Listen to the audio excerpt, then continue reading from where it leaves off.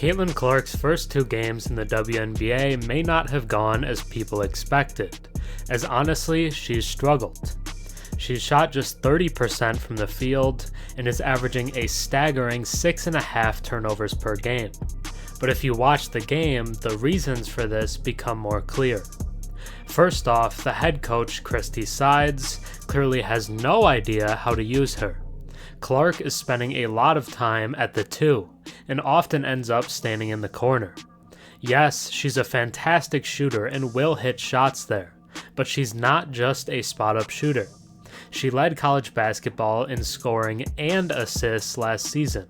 The ball should be in her hands, because she's a fantastic initiator of offense, for others and for her own shots. How you watch one of the most dominant point guards in college history and decide to play her at the 2 is beyond me. She only got up 8 shots because of it last game. If she shoots 8 shots a game, your team is going to go 0-40. It reminds me of a lot more extreme version of Lonzo Ball in New Orleans, who Stan Van Gundy stuck in the corner, then he left for the Bulls and revolutionized their offense as the lead guard. There was a stretch late in the 3rd against the Liberty where they finally put the ball in Clark's hands. The Liberty's lead almost immediately got cut from 23 to 11. Then they took the ball back out of her hands and the final score ended up a blowout at 102-66. Without her leading the offense in the 4th, the Fever only scored 10 points, compared to the Liberty's 35. It's just very frustrating to watch. All the fans seem to see it clear as day, but Coach Sides cannot. Secondly, it feels like her teammates are somehow not as good as the ones that she had at Iowa. They're dropping passes, which makes up a lot of Clark's turnovers, missing layups, and making dumb mistakes. Sure, they had back-to-back #1 picks for a reason, but it should never be this bad. The Indiana Fever don't understand Caitlin Clark. Now, let's take a deeper look. Before we get into how the Fever are setting Caitlin Clark up for failure, think about subscribing.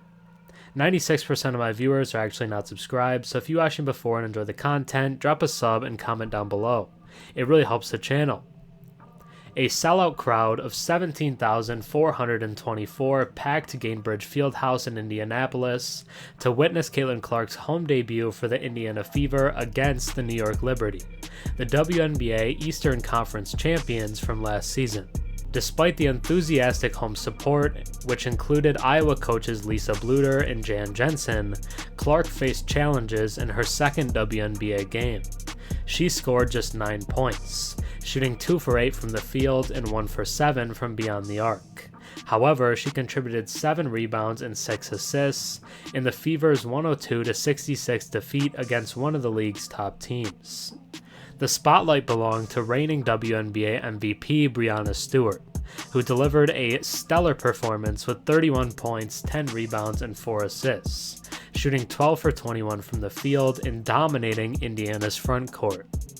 The sellout crowd marked the Fever's first since October of 2012, when they competed in Game 3 of the WNBA Finals. It was also the second highest attendance for a home opener in franchise history, following the 18,345 turnout in 2003, and third largest crowd for a regular season game, trailing only the 17,704 in 2016. Unfortunately, Clark didn't give the home fans much to cheer about in the first half. She managed only 2 points on 1 for 5 shooting, 0 of 4 from downtown, and committed 3 turnovers, struggling against the tough defense of the Liberty's Courtney Vandersloot and Ivana Dokic. Although the former Iowa star contributed 4 rebounds and 5 assists, she had difficulty finding her shot in an Indiana offense that often seemed uncertain and played her off the ball. 7 of her 9 points came in the 3rd quarter. Defensively, Clark faced challenges as well, getting into foul trouble which affected her aggressiveness. She ended the night with 5 personal fouls.